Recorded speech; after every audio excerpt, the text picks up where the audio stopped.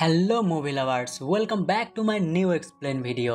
আজকে আমরা এক্সপ্লেন করতে চলেছি it's okay to be not okay ড্রামাটির দ্বিতীয় পার্ট। আশা করছি প্রথম পার্ট তোমাদের ভালো লেগেছে, আর যারা যারা এখনও প্রথম পার্ট দেখোনি অবশ্যই দেখে নিতে পারো, ডেসক্রিপশন বক্সে লিঙ্ক দেওয়া আছে। তো চলো, without wasting any more time, let's start today's video.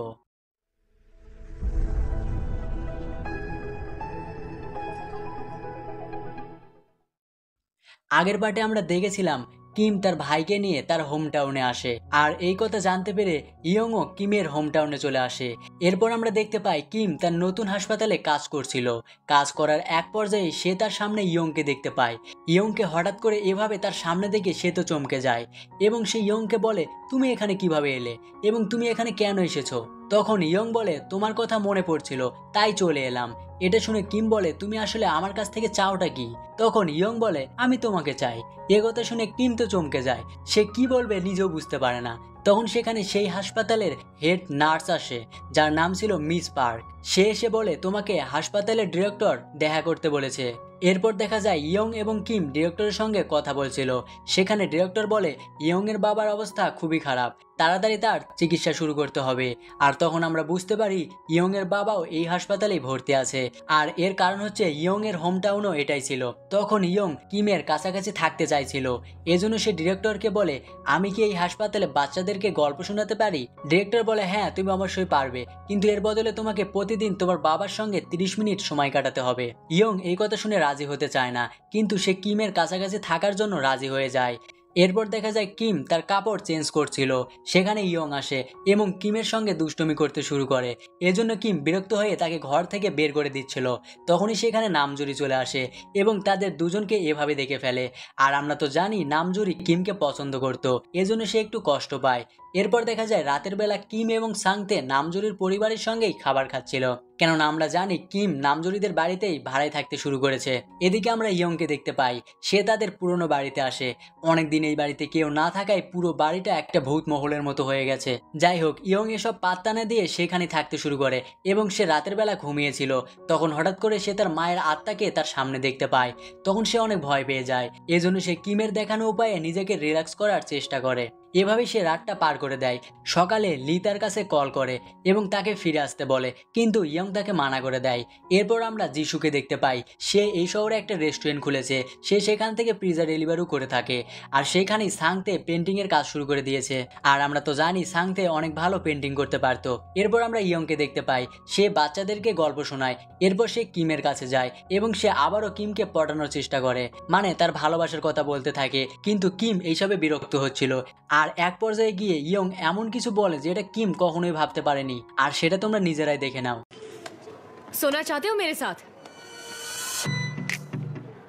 একবার ভেবে দেখো তো, এতগুলো মানুষের মধ্যে তোমাকে যদি কেউ এইভাবেই বলে তাহলে তখন তুমি কি করবে? অবশ্যই কমেন্টে জানাতে পারো। যাই হোক, এরপর কিম সাংতেকে নিয়ে হাসপাতালের ডিরেক্টরের কাছে যায়, কেননা সে জানতে চাইছিল তার ভাইয়ের কোনো চিকিৎসা আছে কিনা। তখন ডিরেক্টর সাংতেকে একটা দেওয়ালের পেন্টিং করতে বলে। সাংতে তার পরিবর্তে ডিরেক্টরের কাছ থেকে অনেকগুলো টাকা চায়। এরপর আমরা তাদের দুই ভাইকে বাড়িতে দেখতে পাই, সেখানে সাংতে তার জমানো টাকাগুলো গুনছিল। তখন কিম বলে, তুমি এত টাকা দিয়ে কি করবে? তখন সাংতে একটা ফটো দেখে বলে, এই গাড়িটা আমি কিনতে চাই, আর এর জন্যই আমি টাকা জমানো শুরু করেছি। তখন কিম বলে, তুমি কেন এই গাড়িটা কিনতে চাও? তখন সাংতে বলে, এই গাড়িটার ভেতরটা পুরো বাড়ির মতো, এখানে আমরা চাইলে থাকতেও পারবো, তাহলে আমাদের আর কোথাও থাকতে হবে না, এটাই আমাদের বাড়ি হয়ে যাবে। আর এর মধ্যে প্রজাপতিরাও আসতে পারবে না, তাহলে আমাদের আর শহর পাল্টাতে হবে না। সাংতে নিজে এত কিছু ভাবছে, এটা শুনে কিম অনেকটা ইমোশনাল হয়ে পড়ে এবং তাকে জড়িয়ে ধরে সান্ত্বনা দেয়। এর পরের দিন দেখা যায় গিদো নামের একটা ছেলে হাসপাতাল থেকে পালানোর চেষ্টা করে। ইয়ং এটা দেখে সেই ছেলেটাকে পালাতে সাহায্য করে। আর এ যেহেতু মেন্টাল হাসপাতালে ছিল, তার মানে বোঝা যাচ্ছে এর মাথায় সমস্যা আছে। সে পালিয়ে তার বাবার কাছে যাচ্ছিল, কেননা তার বাবা একজন নেতা ছিল, সে একটা জায়গায় ভাষণ দিচ্ছিল। তো তারা দুজন যাচ্ছিল, তখনই দেখা যায় কিম তাদের পিছু করছে সেই ছেলেটাকে ধরার জন্য। কিছুক্ষণের মধ্যেই গিদো তার বাবার ভাষণে পৌঁছে যায়। সেখানে সে মঞ্চে উঠে বলতে থাকে, আমি এই নেতার ছেলে, আমার অন্য ভাই বোনেরা ভালো জায়গায় পড়ালেখা করছে, কিন্তু আমাকে মেন্টাল হাসপাতালে ভর্তি করা হয়েছে। ছোটবেলা থেকে আমি একটু বোকা টাইপের ছিলাম, এজন্য তারা সবসময় আমার উপর অত্যাচার করত, আমাকে অন্ধকার ঘরে আটকে রাখতো, তারা কখনোই আমার যত্ন করতো না, যার ফলে আস্তে আস্তে আমি মেন্টাল পেশেন্টে পরিণত হয়েছি। কিম গিদোর মুখে এসব কথা শুনে একটু ইমোশনাল হয় এবং তাকে আর কিচ্ছু বলে না, কারণ সে বুঝতে পেরেছিল গিদোর মনে অনেকটা কষ্ট লুকিয়ে আছে। তখন কিম তার ছোটবেলার কথা মনে পড়ে। সেখানে দেখা যায় একদিন সাং থেকে কতগুলো ছেলে মিলে মেরেছিল, কিন্তু কিম তার ভাইকে বাঁচাতে পারেনি, এজন্য তার মা তাকে বকা দিচ্ছিল। এরপর দেখা যায় বৃষ্টির দিনে তারা দুই ভাই তাদের মায়ের সঙ্গে কোথাও একটা থেকে আসছিল। তখন কিমের মা সাংতের দিকেই ছাতা ধরেছিল, যার ফলে কিম ভিজে যাচ্ছিল, কিন্তু তার মার কিমের দিকে কোনো খেয়াল ছিল না।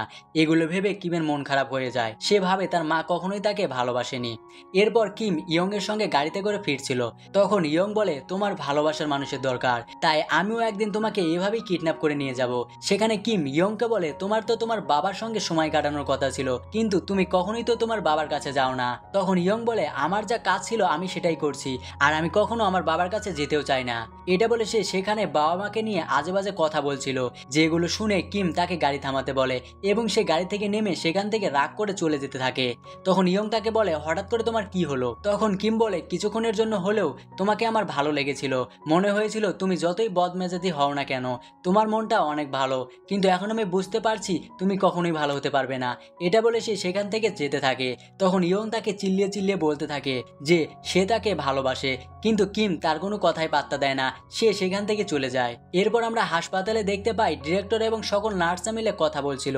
সেখানে হেড নার্স বলে ইয়ংকে আর হাসপাতালে আসতে দেওয়া যাবে না, তার জন্য অনেক সমস্যা হচ্ছে।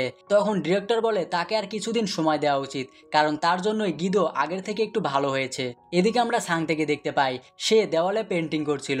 তখন তার সঙ্গে ইয়ং এর দেখা হয়ে যায়। সে ইয়ংকে দেখে অনেক খুশি হয় এবং তার সঙ্গে ছবি তুলে নেয়। এরপর আমরা দেখতে পাই গিদোর বাবা হাসপাতালে আসে এবং ডিরেক্টরকে বলতে থাকে কিভাবে তার ছেলে হাসপাতাল থেকে বের হলো। তখন সব দোষ গিয়ে পড়ে আবারও কিমের ওপর, মানে সবসময় বেচারা কিমই ফেসে যায়। এ কথা শুনে গিদোর বাবা অনেক রেগে যায় এবং সে কিমকে একটা চর মারে। গরম গরম চর খাওয়ার পর কিম বাইরে আসে। সেখানে ইয়ং এবং সাংতে কথা বলছিল। ইয়ং দেখে কিমের গালে আঙ্গুলের ছাপ বসে আছে। তখন সে বুঝতে পারে কেউ কিমকে চর মেরেছে। এজন্য সে বলতে থাকে, কে তোমাকে মেরেছে, বলো কে তোমাকে মেরেছে। এ কথা শুনে কিম বলে, তুমি শুনে কি করবে, তোমার তো মন বলে কোনো কিছু নেই, তুমি তো কাউকে ভালোই বাসতে পারো না, তুমি শুধু নিজের কথা ভাবো, তুমি কখনোই আমাকে বুঝতে পারবে না। এটা বলে সে সেখান থেকে চলে যায়। ইয়ং বুঝতে পারে কিম তার উপর অনেক রেগে গেছে, এজন্য সে কিমকে ইমপ্রেস করার জন্য এই প্রথমবারের মতো তার বাবার কাছে যায় এবং তার সঙ্গে সময় কাটানোর কথা ভাবে। কিন্তু বুঝতে হবে মেয়ে যেখানে এরকম, তাহলে তার বাবা কিরকম হবে। বুড়ো দুদিন পর মরতে চলেছে, কিন্তু তার রাগ এখনো কমেনি। ইয়ংকে দেখার সঙ্গে সঙ্গে সে তার গলা চেপে ধরে মারার চেষ্টা করে। এটা দেখে সেখানে থাকা সকলে মিলে ইয়ংকে বাঁচিয়ে নেয়, কিন্তু ইয়ং এসবে অনেক মন খারাপ করে। সে সেখান থেকে মন খারাপ করে হেঁটে হেঁটে বাড়ি ফিরছিল।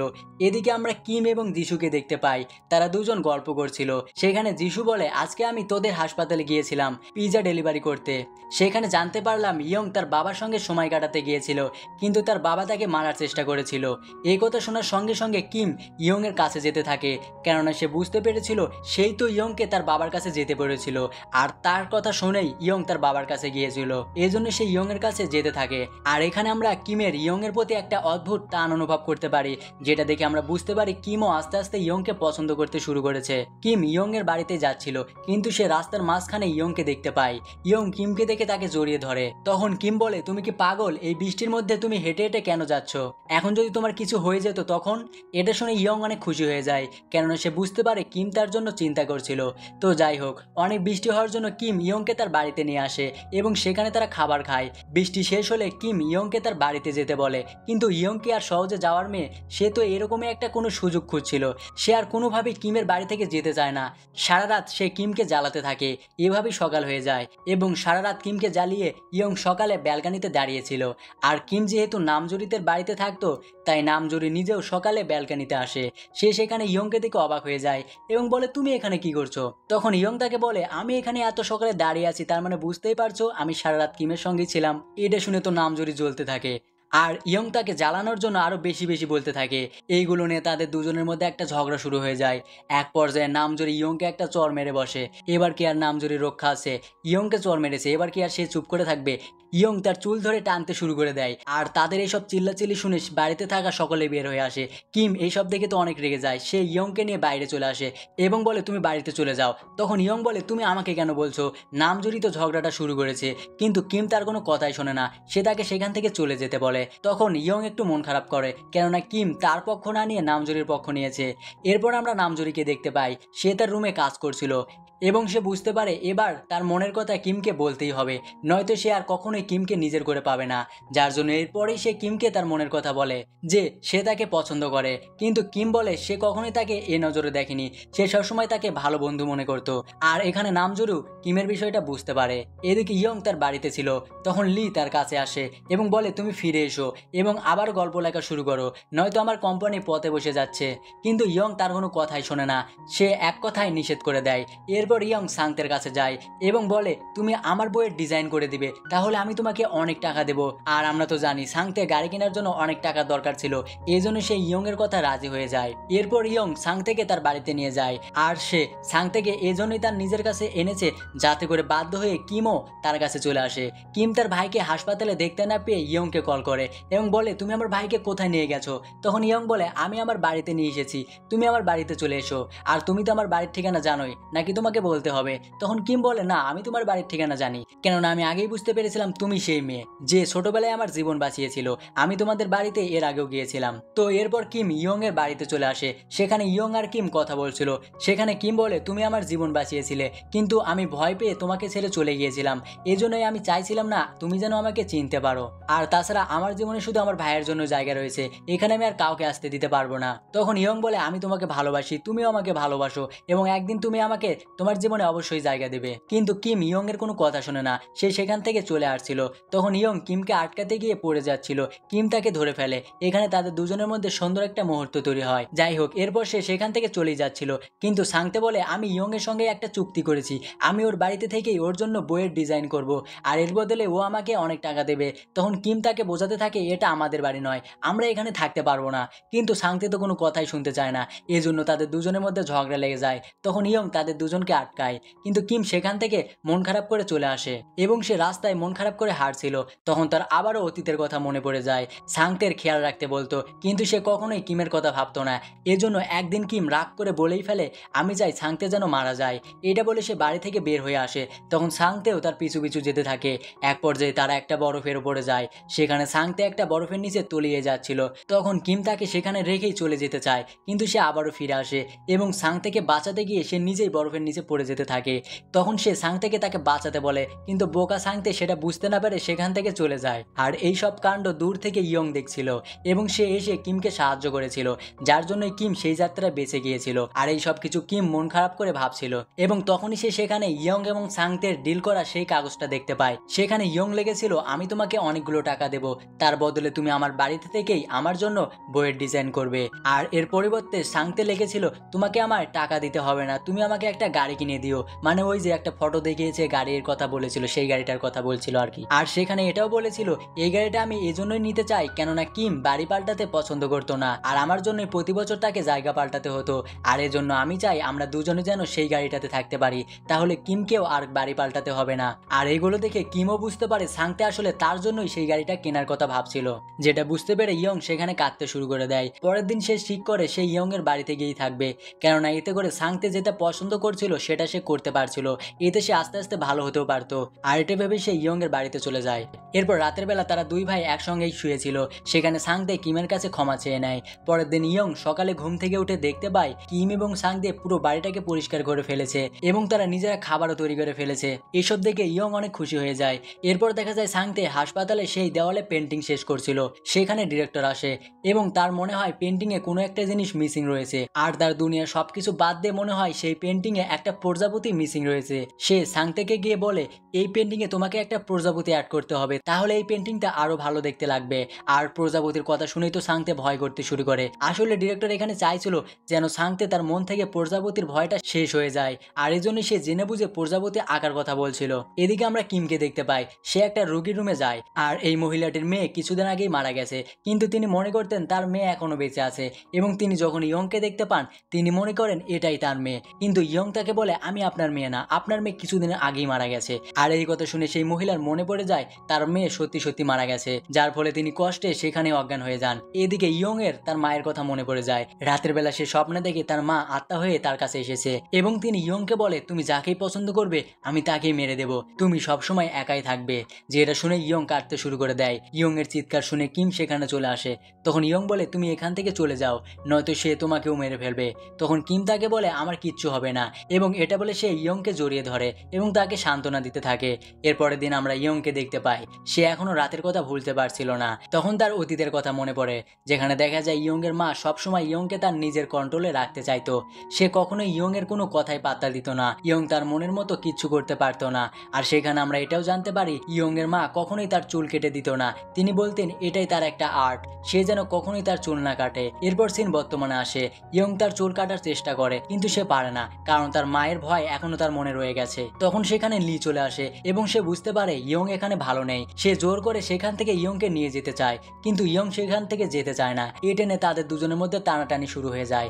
তখন সেখানে কিম আসে এবং বলে তুমি এভাবে জোর করে ইয়ংকে এখান থেকে নিয়ে যেতে পারো না। ইয়ং এর মন খারাপ থাকায় কিম তাকে নিয়ে একটা রেস্টুরেন্টে যায় খাবার খাওয়ার জন্য। আর সেখানে ইয়ং কিমকে জ্বালাতে শুরু করে, সে এমন এমন কথা বলে যেগুলো শুনে কিম বুঝতেই পারে না সে কি বলবে। এরপর রাতের বেলা তারা দুজন রাস্তা দিয়ে হাঁটছিল, তখন কিমের কাছে নামজুরি কল করে, কিন্তু কলটা ইয়ং ধরে। তখন নামজুরি বলে আজকে কিম কেন কাজে আসেনি। তখন ইয়ং তাকে জ্বালানোর জন্য বলে কিম আজকে তার সঙ্গে সময় কাটাচ্ছে, এজন্য সে আজকে কাজ থেকে ছুটি নিয়েছে।